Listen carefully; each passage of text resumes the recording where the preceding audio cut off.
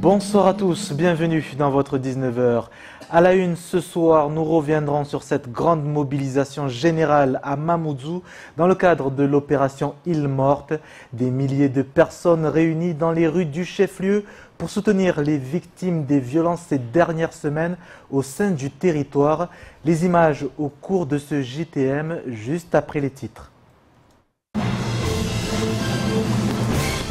La grève générale a repris de plus belle ce matin. Après une tentative de blocage des barges, les manifestants rejoints par des élus du département ont fait face aux forces de l'ordre avant d'entamer leur marche citoyenne. Dans l'après-midi, une réunion a eu lieu avec les élus en vue de l'envoi d'une motion commune au gouvernement. Et explication.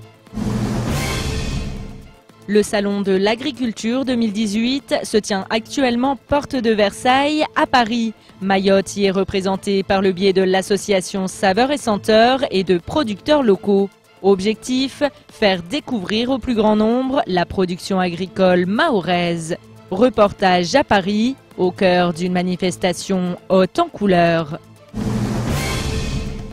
Ce matin et pour la première fois sur le département, un séminaire sur la cybersécurité a eu lieu. L'événement a été organisé par la société de services informatiques Serviu avec un partenaire de poids, le géant de l'informatique Microsoft. Objectif, sensibiliser sur les problématiques de la sécurité informatique à Mayotte. Le point à la fin de ce journal.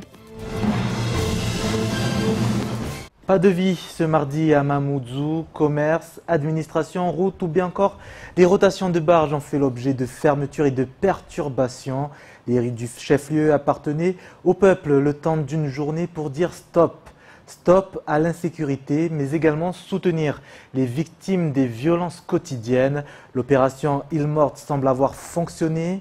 Près de 1000 manifestants pour les policiers, plus de 5000 personnes d'après les organisateurs ont participé à la grande marche, histoire d'être enfin visibles, mais surtout attendus par les autorités. Les images dans ce reportage.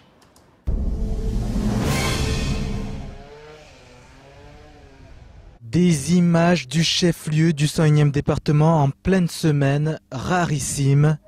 Fermeture des commerces et administration exceptionnelle ce mardi pour répondre à un appel de mobilisation générale face au climat d'insécurité. Syndicats, collectifs, commerçants ou bien encore élus étaient bien présents pour soutenir les victimes de violences sur le territoire. Si les élus sont là, effectivement, c'est pour porter la voix haute et le message de la population auquel tout le monde ne supporte pas. Mayotte est en dérive, mais grave au niveau de l'économie, au niveau social, au niveau de tous les sens, Mayotte va mal. C'est pour ça qu'on est là aujourd'hui, pour lancer au plus haut au gouvernement français que Mayotte en a marre de l'insécurité. Mayotte est abandonnée par l'État et je pense que c'est aux élus d'aller le dire haut et fort à Paris, pas à Mayotte, à Paris. Les manifestations, certes, populaires, c'est important, mais il faut absolument que les élus aillent à Paris. En écharpe s'il le faut, les maires, les conseils départementaux, les parlementaires, tous unis pour qu'on puisse enfin dire à la France que Mayotte est française, à part entière, mais pas à part. Une marée humaine qui, durant le trajet vers Kaweni, se heurte aux forces de l'ordre, bloquant le passage. La tension monte d'un cran.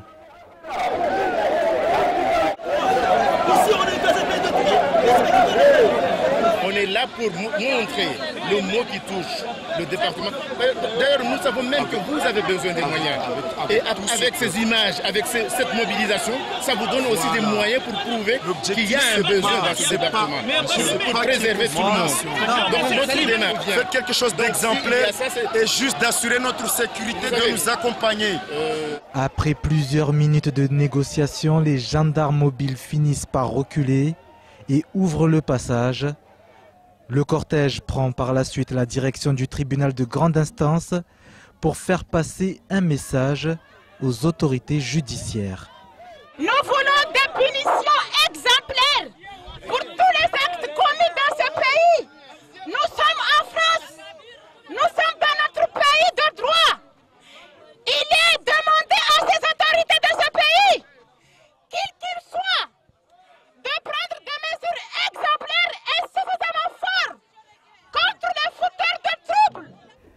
Pour les organisateurs, il s'agit d'un véritable succès. Plus de 5000 personnes étaient au rendez-vous lors d'une journée d'action pour enfin ouvrir les négociations sur de vraies mesures de sécurité. Ce que nous attendons aujourd'hui, on attend des mesures que l'État agisse sur l'insécurité, sur la sérénité et sur l'égalité de chances et de droits. Une démonstration de force sur laquelle les organisateurs comptent désormais s'appuyer pour faire plier le gouvernement. En début d'après-midi, organisations syndicales et citoyennes aux côtés des élus territoriaux ont rédigé une motion commune pour réclamer la paix sociale à Mayotte. Motion qui sera prochainement envoyée à Paris.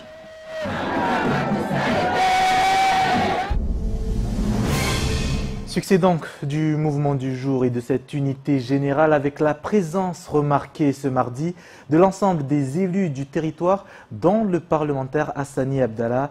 Mais avant la grande marche, le sénateur de Lille était l'invité de la matinale de Kwezi du jour. Il a ainsi réagi sur le mouvement de grève générale et l'insécurité qui sévit à Mayotte. Hassani Abdallah, pour qui le problème de la délinquance ne peut être réglé uniquement grâce à l'augmentation des effectifs de police et de gendarmerie. Il estime en effet que Mayotte manque cruellement de structures à même d'accueillir et de prendre en charge les mineurs ayant sombré dans la délinquance. Extrait du temps de parole de ce mardi.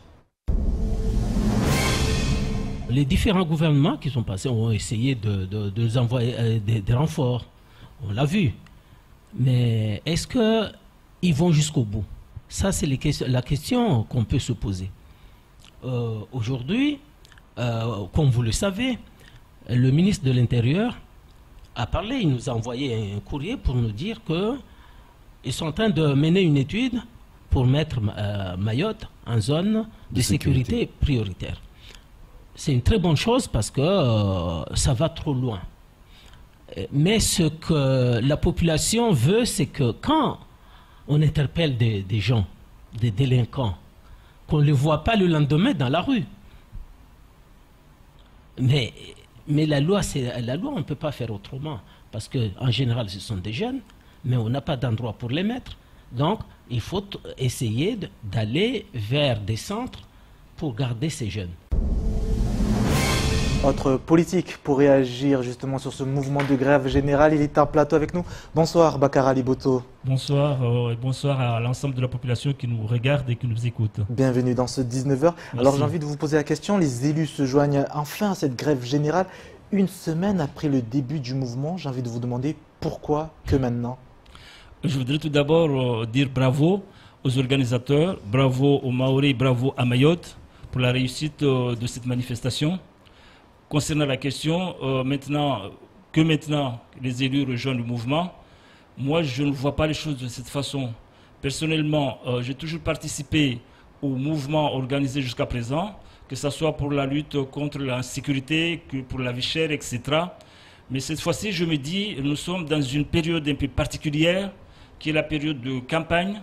Et je pense que pour une manifestation aussi sérieuse et sensible, il y a des moments, peut-être, il faut prendre un peu de distance pour laisser la population s'exprimer complètement.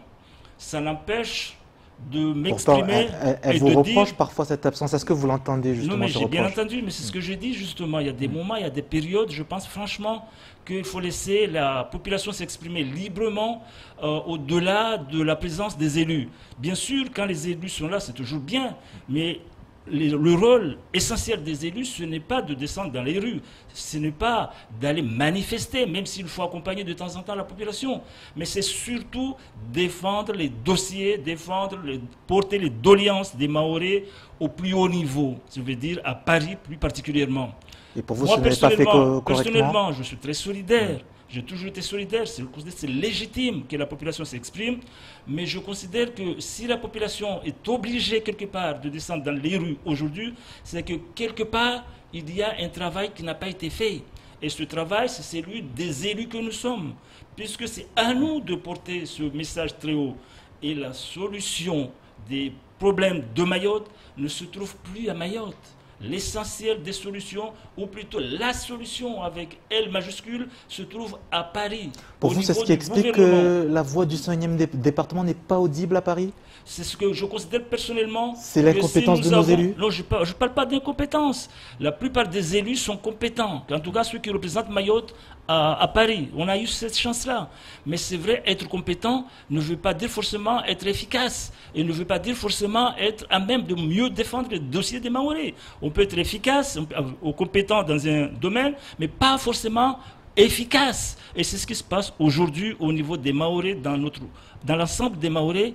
Nous avons raté quelque chose. Les élus de Mayotte n'ont pas été capables. Quand je dis les élus de Mayotte, c'est l'ensemble des élus, plus particulièrement les élus qui représentent Mayotte au niveau national, les sénateurs, les députés, qui ont la charge de porter le message des Mahorais auprès du gouvernement. Et je pense que jusqu'à présent, il n'y a pas eu cette possibilité ou ce travail préalable qui devait se faire par ces représentants auprès des cabinets ministériels. Parce que c'est vrai, c'est bien de parler dans les assemblées, c'est bien de s'exprimer, mais au niveau des assemblées, ce n'est qu'une pièce de théâtre en fait, en réalité. L'essentiel se joue ailleurs, et cet ailleurs-là n'est pas assuré par nos représentants. Il faut avoir des lobbies à Paris, il faut avoir des personnes essentiellement qui seront là, travailler, payer, pour défendre Mayotte auprès des instances, au niveau des centres de décision parisiens et européens. Pour juste, à titre d'exemple, nos voisins de l'archipel des Comores, qui sont en métropole, qui sont la plupart français, et on trouve dans l'ensemble des mairies, des grandes villes de métropole, des adjoints-maires originaires des Comores. Et pourquoi on ne trouve pas des adjoints-maires, voire des maires originaires de Mayotte?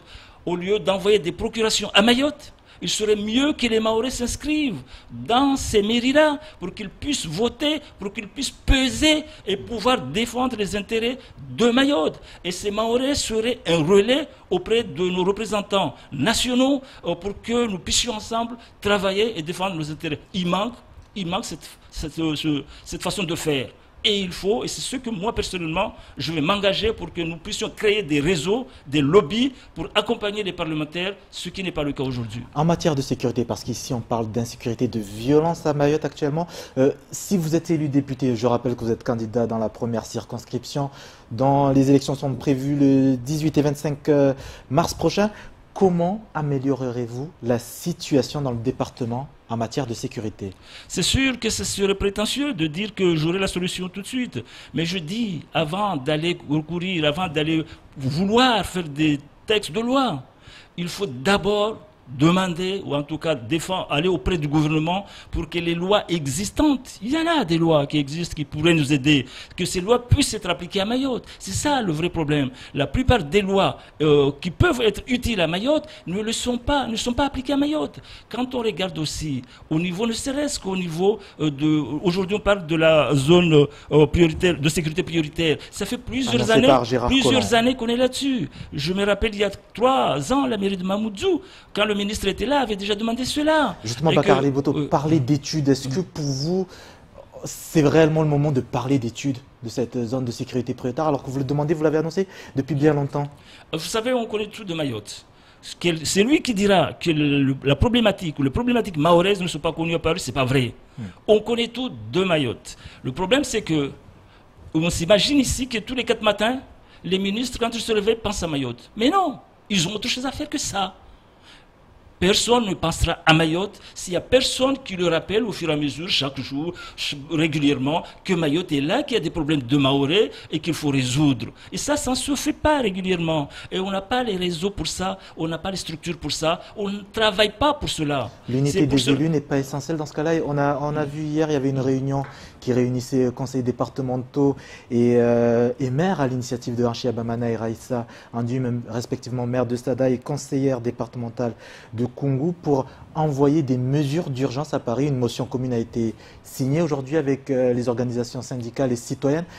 Est-ce pas enfin une bonne solution pour être enfin entendu, cette unité? C'est très bien tout ça, mais je considère que les Mahorais aujourd'hui attendent plus d'action que de bavardage. Ce n'est pas suffisant alors? Non, je dis que c'est bien, mais il y a longtemps qu'on devrait faire ça, et puis on n'a même pas besoin de lancer un appel pour réunir les élus, puisqu'il y a des instances qui existent. Il y a l'association des maires. À quoi sert l'association des maires si ce n'est que pour discuter ensemble, réfléchir ensemble, pour défendre les intérêts de nos administrés?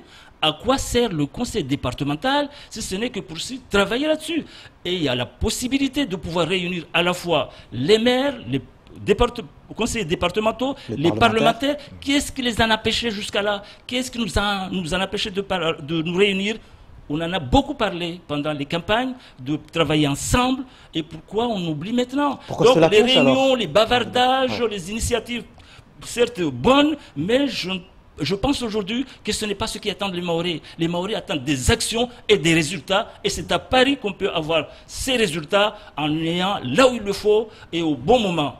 Pourquoi cela pêche justement cette unité entre parlementaires, vous l'avez dit, conseillers départementaux et maires? Pourquoi cela pêche? Entre nous, je ne dirais pas qu'il y a des unions entre ces élus-là. Si, ils se rencontrent tous. Mais en réalité, ce qu'il faut, ce n'est pas la quantité. C'est la qualité qu'il faut. Il suffirait d'avoir un élu ou deux bien placés à Paris et surtout qui ont envie de faire le travail et qui le font de façon efficace. On n'aura pas besoin de tous ces élus-là. Deux suffirait, même un suffirait s'il est bien placé, vous savez, pour résoudre les problèmes. On n'a pas besoin de réunions. La plupart du temps, les grandes décisions se prennent autour d'une table, autour d'un déjeuner, autour d'un café, autour d'un dîner. C'est là que les grandes décisions se prennent, en tout cas se préparent. Quand on va dans les assemblées, il n'y a qu'une sorte de, j'allais dire, de théâtre. C'est de la mise en scène. C'est juste pour c'est la formalité. L'essentiel est fait ailleurs. Tout ce que nous entendons dans les hémicycles, tout ce que nous entendons dans les assemblées, ça vraiment c'est pour un peu faire j'allais dire, vraiment du théâtre. Du spectacle. Du spectacle, voilà, je cherchais le mot. C'est vraiment du spectacle, mais l'essentiel se trouve ailleurs. Il faut travailler ailleurs, dans les réseaux, dans les cabinets, avec les amis, c'est ça. Vous estimez avoir ce réseau, justement, Vous savez, les réseaux, on construit les réseaux. Ça ne vient pas tous les jours, tout comme ça. C'est dans le temps qu'on construit les réseaux. Je pense que nous avons suffisamment de temps, nous avons eu suffisamment de temps pour construire des réseaux. On ne l'a pas fait, il faudrait qu'on commence un jour. Et moi, je suis prêt, avec d'autres, à continuer. J'en ai quelques-uns, mais il faut aller encore en profondeur. C'est ce qui nous manque. On n'a pas de réseau, on n'a pas d'amis, on travaille pratiquement entre nous. Et quand on vit à Mayotte, c'est bien de montrer ses muscles quand on est à Mayotte. Parce que c'est pas ici qu'on attend de montrer les muscles quand on est parlementaire. Il faut aller à Paris, il faut aller là où il faut. C'est même pas dans les assemblées, c'est dans les commissions, c'est dans les déjeuners, les petits déjeuners et dans les cafés, avec des amis bien placés qui pourraient nous épauler et nous aider. Je peux vous donner un exemple pour finir. Dites-nous. Il y a quelques années, j'étais premier vice-président du conseil départemental, conseil général à l'époque. J'avais un dossier concernant la construction de la grande mosquée de Vendredi de Mamoudzou. Au niveau local, nous avions eu des obstacles avec la laïcité. Il a fallu que je puisse avoir un ami qui écrit à son ami député, qui est lui-même ami du président de la République de l'époque, M. Sarkozy, et qu'après, le préfet a eu l'ordre de débloquer la situation, de débloquer le dossier. Le dossier a été débloqué, c'était même le préfet qui venait nous conseiller comment faire pour que nous puissions avoir un dossier qui soit présentable. C'est ça ce qu'on appelle des réseaux, et c'est ça ce qu'il nous faut, et c'est ça ce qui nous manque malheureusement. Ce qui nous manque aussi, c'est des gens de dossiers, comme on dit à Mayotte. Mais les dossiers, c'est pas un problème de dossier. À Mayotte, vous avez plein de dossiers qui dorment dans les placards ici, dans les tiroirs. Mais ce qui nous manque, c'est vraiment ce lobby, cette présence auprès des décideurs. C'est cette présence-là. On ne peut pas penser à Mayotte tous les jours. Il n'y a pas que Mayotte. En plus, c'est un petit problème comparé aux problèmes nationaux. Et que les ministres ne vont pas rester là-dessus. Il faudrait qu'il y ait quelqu'un qui soit de temps en temps, pas très loin, pour rappeler au président, pour rappeler à un cabinet, à un conseiller du ministre, pour rappeler quelqu'un qui pourrait à tout moment souffler dans l'oreille du président ou de quelqu'un bien placé pour que nos dossiers passent avec sérénité et en tout cas avec discrétion, mais efficacement. En attendant, on vit cette situation de crise à Mayotte. Est-ce que vous espérez enfin une réponse de l'État par rapport au mot que vit, mot MAUX, le département? Je vous dis, tout est rapport de force, y compris dans ce cas-là. On est dans un rapport de force. Quand on est faible, on se fait écraser. Et quand on est suffisamment fort, on a les moyens, on a les soutiens qui vous portent très loin. À Mayotte, malheureusement, je suis désolé de le dire, nous sommes encore très faibles. Ce n'est pas que parce que nous ne sommes pas compétents, si, il y a beaucoup de compétences à Mayotte, mais il nous manque quelque chose. Il nous manque peut-être de la formation. Ou du moins, je dirais, nous n'avons pas beaucoup de politique. Nous n'avons pas beaucoup d'hommes politiques. Nous avons des techniciens, nous avons des gestionnaires, mais il manque des hommes politiques ici à Mayotte. Et ce sont les hommes politiques qui font que les réseaux peuvent s'ouvrir et qui font qu'il y a des dossiers qui peuvent avancer très vite sans forcément passer par les voies les plus normales. Dernière question, Bakar Ali Boto. C'est vrai que l'insécurité prend beaucoup de place dans cet entretien, mais c'est important parce que c'est vraiment le sujet qui occupe l'actualité actuellement. Le 25 mars prochain, si vous êtes justement à la tête de la première circonscription en tant que député, est-ce que la sécurité sera votre priorité? Ça a toujours été ma priorité, la sécurité. À Mamoudzou, je m'en occupe, même si je ne suis pas l'adjoint chargé, mais je suis la personne, l'homme sécurité, si on peut l'appeler comme ça. C'est moi qui m'occupe dans la pratique de la sécurité à Mamoudzou. Je pense que beaucoup de Mahorais ont pu constater ce qui s'est passé au niveau de l'embarcadère. Avant, c'était invivable, infréquentable. On ne pouvait pas se promener avec son portable. Aujourd'hui, on téléphone tranquillement, on se promène avec son sac. Il n'y a pas de souci. Il y a encore beaucoup qui reste à faire. Mais c'est un exemple. Donc, c'est pour vous dire que pour moi, la sécurité est inconditionnelle dans la résolution des problèmes, puisque tant qu'il n'y aura pas de sécurité, le reste sera accessoire. J'étais aussi sur le terrain, que ce soit Tanafou la dernière fois avec les militaires et le préfet. Il n'y a pas beaucoup d'hommes politiques qui ont fait ça. Et donc, pour vous dire que pour moi, c'est vraiment un combat qu'il faut gagner. Et on peut gagner ce combat à condition de s'investir complètement, mais de se donner aussi les moyens, y compris les moyens les plus réglementaires, en tout cas au niveau parisien. Merci Bakar Ali Boto d'avoir accepté notre invitation. Vous remercie. Partons en métropole à présent. Nous l'évoquions hier lors de notre édition. Le salon de l'agriculture se tient actuellement à Paris.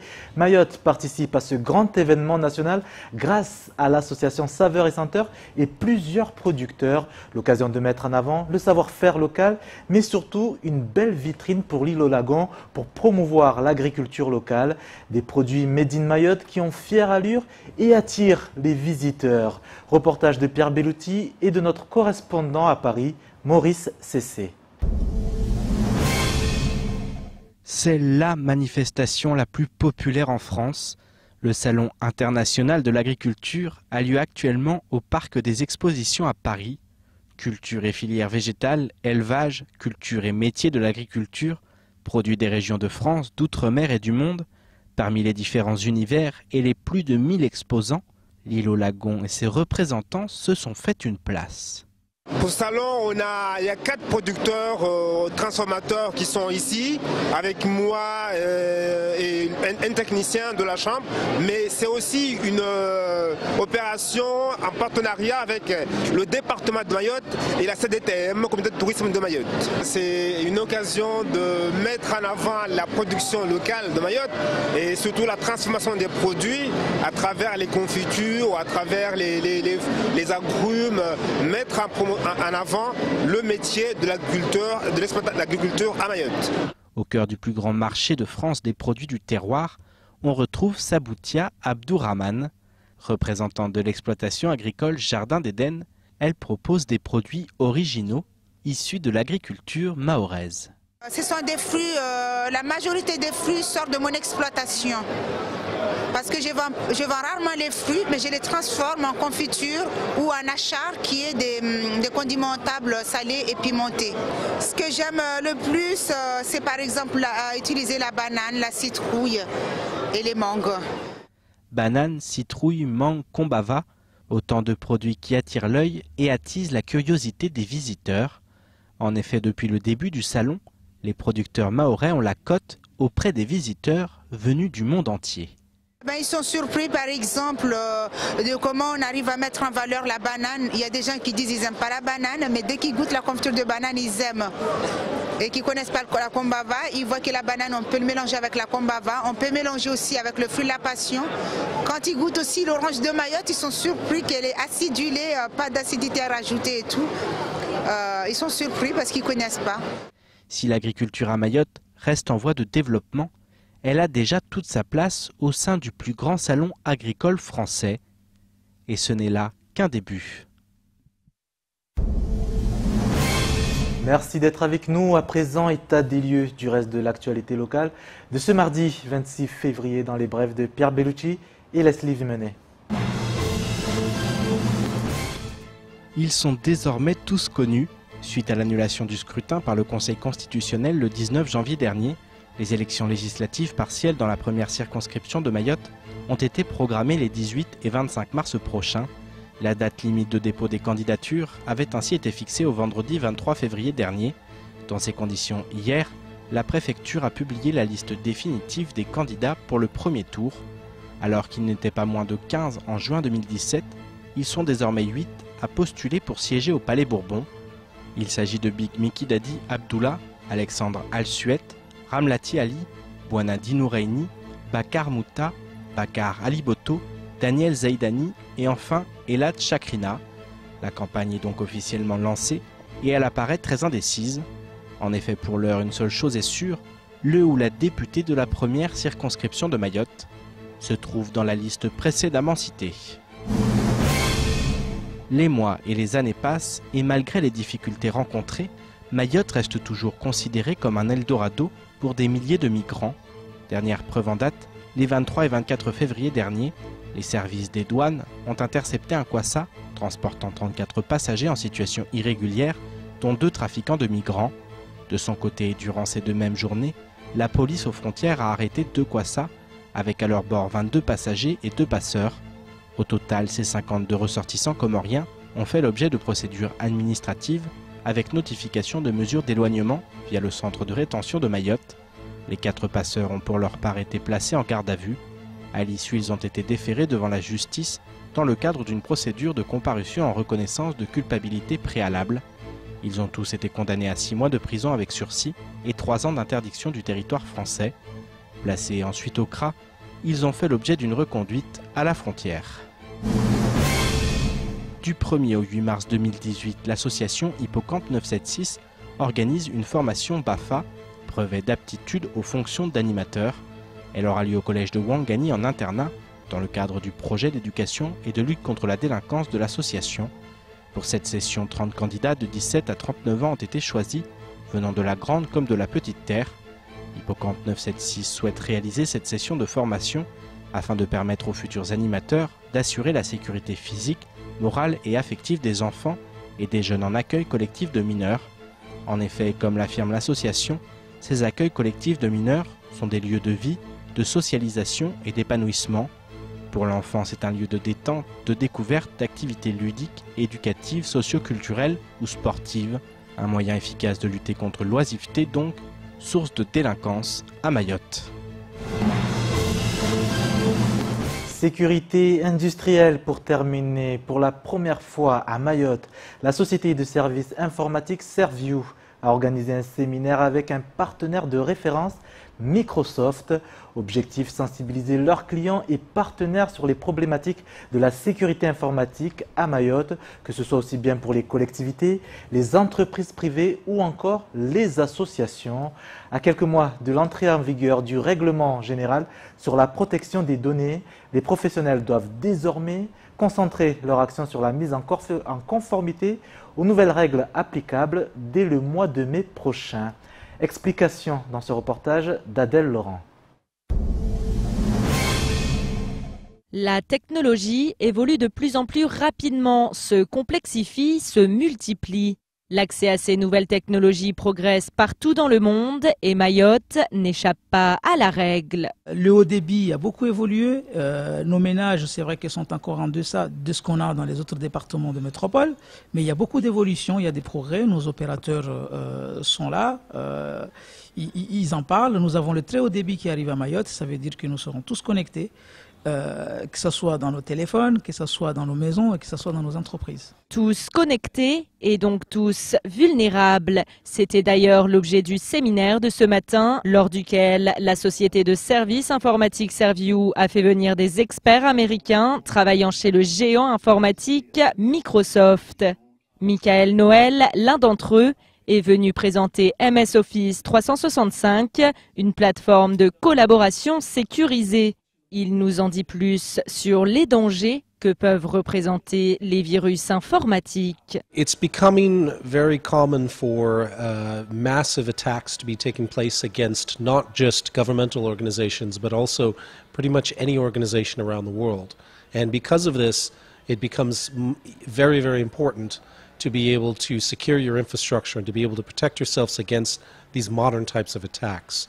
So we see it in all different types of organizations, from the very small organizations all the way up to the largest ones. So nobody is immune from these types of attacks anymore, and it's important to have that security built into your collaboration and communications platforms, and help organizations and individuals to be able to better secure their environment, to be able to better understand how to migrate their existing infrastructure to those environments. Ordinateurs, tablettes, téléphones, à l'heure de la révolution numérique, le nombre d'objets connectés explose et ceux-ci collectent, traitent, stockent, partagent et transmettent des données personnelles qui peuvent être piratées. C'est pourquoi l'Union européenne a décidé de réformer le droit pour faire face aux exploitations abusives de données avec son RGPD. Le règlement général sur la protection des données vise à protéger tous les citoyens européens lors d'une manipulation informatique sur les données les concernant, tout en garantissant leur libre circulation. Entreprises, collectivités, associations, tous ont l'obligation de se mettre en conformité avec ce RGPD avant le 25 mai 2018. C'est très important que nos entreprises aujourd'hui soient mobilisées et qui rentrent dans la démarche de sécurisation. Et notamment là aujourd'hui, on a parlé essentiellement des sécurités des données personnelles, mais ça concerne très bien la sécurité des données informatiques. Mayotte n'a pas le choix, de toute façon, comme je disais, Mayotte est connecté, donc Mayotte doit rester dans cette modernité, doit suivre son évolution. Une évolution qui nécessite des adaptations à tous les niveaux et notamment au niveau des collectivités, dont certaines étaient représentées ce matin, à l'instar de la mairie de Dembéni. Tous les jours, dans les services finances, on manipule des données personnelles, c'est très sensible. Donc il y a aussi dans un avenir très proche la mise en place de la dématérialisation, il y a la full démat, tous ces éléments-là nous intriguent. C'est quelque chose qui vient de loin, donc on est obligé d'être là à jour et savoir ce qui peut nous attendre le lendemain. Après les révolutions industrielles, la révolution numérique change à son tour nos existences, nos sociétés et notre manière de travailler et nécessite des adaptations constantes afin de ne pas perdre pied dans un monde qui va toujours plus vite. C'est la fin de ce journal. Merci de nous avoir suivis. Je vous retrouve demain 19h pour un nouveau bulletin d'information. Belle soirée à tous sur Cauzy.